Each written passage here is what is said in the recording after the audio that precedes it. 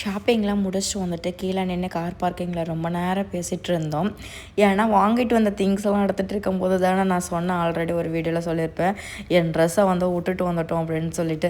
அதை தான் சொல்லி பேசி சிரிச்சிட்டு இருந்தோம். என் பையனுக்கு எல்லாருமே ட்ரெஸ் வாங்கி கொடுத்துருந்தாங்க ஈதுக்காக. ரொம்ப ரொம்ப தேங்க்யூ எல்லாருக்குமே. அந்த ட்ரெஸ் எல்லாம் கூட பத்திரமா இருக்குது, எல்லாத்தையுமே வாங்கிட்டு வந்துட்டாங்க. ஆனால் என்னோடய ட்ரெஸ்ஸை மட்டும் விட்டுட்டு வந்துட்டாங்களோ, அதை தான் சொல்லி கிண்டல் பண்ணி சிரிச்சிட்டு இருந்தோம். அதுக்கப்புறம் வீட்டுக்கு வந்ததுக்கப்புறம் ஆளுக்கு ஒரு முட்டை தோசை போட்டு சாப்பிட்டுட்டு மணி 4:30.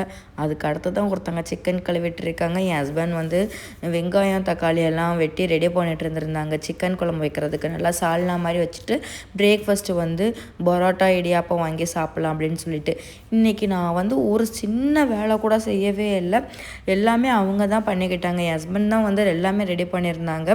நான் அதுக்கப்புறம் போய் தூங்கிட்டேன். எனக்கு ரொம்ப டயர்டாக இருக்குது, பையனை தூங்க வச்சுட்டு நானும் போய் தூங்கிட்டேன்.